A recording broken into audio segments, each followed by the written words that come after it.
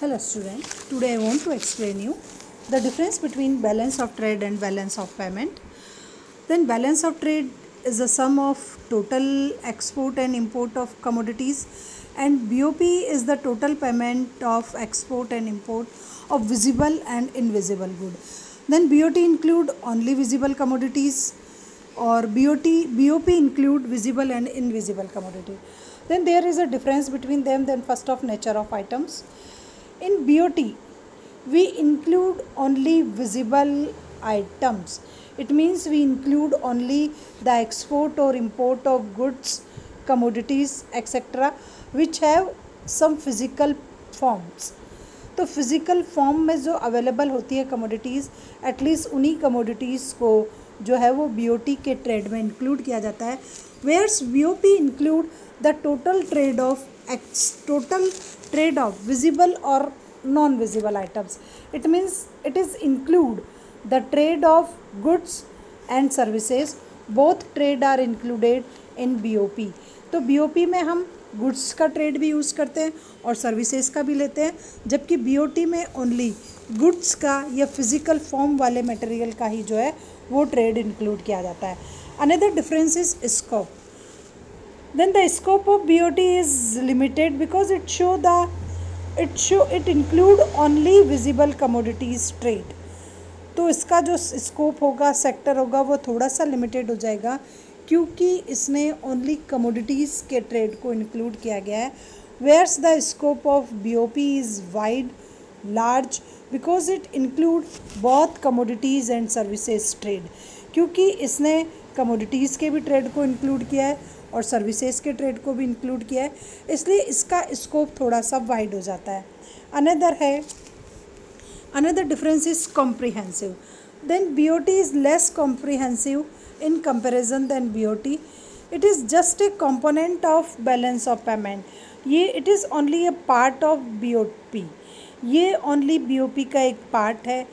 Small information देता है, जो है नैरो जो है ऑब्जेक्ट इसके वो है, सब्जेक्ट नैरो है इसका, और एक बहुत लोअर पार्ट को इंक्लूड करता है ट्रेड के. But it show comprehensiveness of our trade because it included BOT also. तो BOP में BOT को भी इंक्लूड कर लिया जाता है क्योंकि जब यहाँ विजिबल और नॉन विजिबल दोनों को लिया जा रहा है तो विजिबल मीन्स हो गया BOT और इनविजिबल मीन्स हो गया BOP. तो BOP में जो है वो ज़्यादा वाइड कॉन्सेप्ट है क्योंकि ये बैलेंस ऑफ ट्रेड को भी इंक्लूड कर रही है. नेक्स्ट आता है equilibrium. Then it is not necessary that BOT is always in equilibrium situations. It may be possible, sometime it is favorable and sometime it is unfavorable. तो ये compulsory नहीं है कि BOT जो है आपका बैलेंस ऑफ ट्रेड वो always एक इक्विलिब्रियम सिचुएशन में रहे. ये कभी भी फेवरेबल, अनफेवरेबल, पॉजिटिव, नेगेटिव हो सकता है. But BOP is always in equilibrium situation because it is based on the double counting system. So in double counting our government makes some adjustment and show balancing in BOP account. तो government जो है कुछ adjustment करती है, कुछ entries होती है, उन एंट्रीज़ के बिहाफ पे जो है इसमें इक्विलिब्रियम मेंटेन करने की कोशिश की जाती है. उसके बाद है analysis. Then BOP only analyzes a part of our trade. It means it show the partial analysis of payment position of our country. तो इसमें जो है वो बहुत लोअर इन्फॉर्मेशन दी जाती है.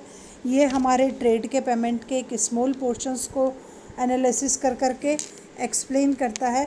Where BOP is complete analysis to the position of balance of payment of our country to entire world कि what is our condition of demand foreign product and what is the condition of supply of foreign product and foreign exchange.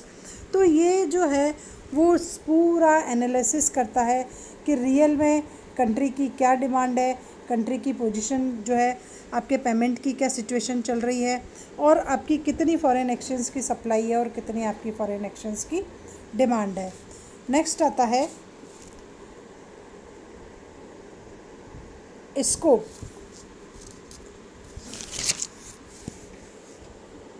Sorry, ये वापस explain हो गया again एक बार। तो ये जो है कॉम्प्रिहेंसिवनेस में ये शो करता है कि बीओपी जो है वो आपका एनालिसिस को एक्सप्लेन कर रही थी कि बीओपी जो है वो आपका टोटल जो है आपके सारे आइटम्स को इंक्लूड कर करके और पूरी हमारी कंट्री की एक इकोनॉमिक कंडीशंस को बहुत अच्छे से कैलकुलेट कर करके और फिर एक्सप्लेन करता है। टोटल फॉरेन करेंसी की डिमांड और टोटल फॉरेन करेंसी की सप्लाई को एक्सप्लेन करता है। नेक्स्ट आता है इफ़ेक्ट ऑन इकोनॉमिक पोजीशंस। तो बीओटी जो होता है वो इतना पावरफुल, इतना स्ट्रॉन्ग नहीं होने की वजह से इकोनॉमिक कंडीशंस के साथ, कंट्री की इकोनॉमिक पोजीशन या कंडीशंस के साथ इसकी कोई इतनी ज़्यादा सिग्निफिकेंट रिलेशनशिप नहीं होती है। And in the disequilibrium in BOTs not show that the countries economic condition is not better. अगर बीओटी में डिसइक्विलिब्रियम भी है तो वो ये शो नहीं करता है कि कंट्री की इकोनॉमिक कंडीशन बेटर नहीं है, और अगर वो इक्विलिब्रियम में भी है तो ये कंपलसरी नहीं है कि कंट्री की इकोनॉमिक कंडीशन बेटर होगी। वेयर बैलेंस ऑफ पेमेंट जो है has deep and wider impact, it show the economic position of a country, and in disequilibrium of BOP is always a topic of debate, doubt and consultants of our country.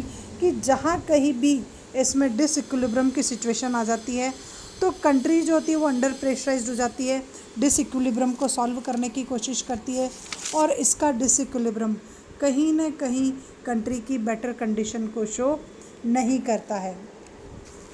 Next आता है comparative importance. Then BOP is less important in comparison than BOP.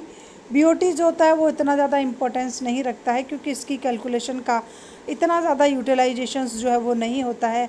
Where balance of payment is more important than BOT, इसकी importance ज़्यादा होती है। इसका जो है वो इसके कंपैरिजन में जो है मैक्सिमम यूटिलाइजेशंस होता है। हमारी कंट्री का जब भी कहीं कोई काम होता है, रिसर्च होती है, डेटाज होती है, तो यही आता है। उसके बाद होता है यूज़ ऑफ इकोनॉमिक कैलकुलेशंस, कि बीओटी की जो इकोनॉमिक कैलकुलेशंस होती है, बीओटी के थ्रू जो ट्रेड की कैलकुलेशंस की जाती है उसका यूटिलाइजेशन, जब हम लार्ज स्केल की इकोनॉमिक कैलकुलेशंस करते हैं तो उस समय उसका यूटिलाइजेशन नहीं होता है। वेयर्स बीओपीज़ की जो कैलकुलेशंस आती है उसका एवरी टाइम नेसेसरी है, मस्ट कंपलसरी है कि हम उन डेटास का यूटिलाइजेशन जब कभी भी इकोनॉमिक कंडीशन या इकोनॉमिक कैलकुलेशंस को करते हैं तो उन डेटास का यूटिलाइजेशन किया जाता है। उसके बाद है determination of exchange rate. Then exchange rate is not determined on the behalf of BOT. BOT के बिहाफ पे किसी भी कंट्री की एक्सचेंज रेट का डिटर्मिनेशन नहीं हो पाता है, because it can not show the total demand and total supply of foreign exchange, क्योंकि इससे कंट्री की टोटल डिमांड और टोटल फॉरेन एक्सचेंज की जो टोटल डिमांड और टोटल सप्लाई है वो शो नहीं होती है। तो उसके बाद ये है कि हमारा बीओपी जो है वो जो है एक्सचेंज रेट को डिटर्मिनेशन करने में उसका पावरफुल रोल होता है, क्योंकि वो पूरी फॉरेन एक्सचेंज की जो हमारी डिमांड और जो सप्लाई है एटलीस्ट उसको शो करता है, और एक्सचेंज रेट के डिटर्मिनेशन में फॉरेन एक्सचेंज की डिमांड एंड सप्लाईज होती है वो पावरफुल रोल प्ले करती है। किसी भी कंट्री की फॉरेन एक्सचेंज रेट का डिटर्मिनेशन उसी के बिहाफ पे होता है कि what is is demands in relation to foreign exchange और what is the condition of the supply of foreign exchange, तो उसी के बिहाफ पे एक्सचेंज रेट का डिटर्मिनेशन होता है। नेक्स्ट आता है knowledge of position of economic conditions. Then balance of trade is not show the countries economic conditions, क्योंकि इसके इक्विलिब्रियम और डिसइक्विलिब्रियम का हमारी इकोनॉमिक पोजीशंस पे जो है वो इतना पावरफुल इम्पैक्ट नहीं पड़ता है।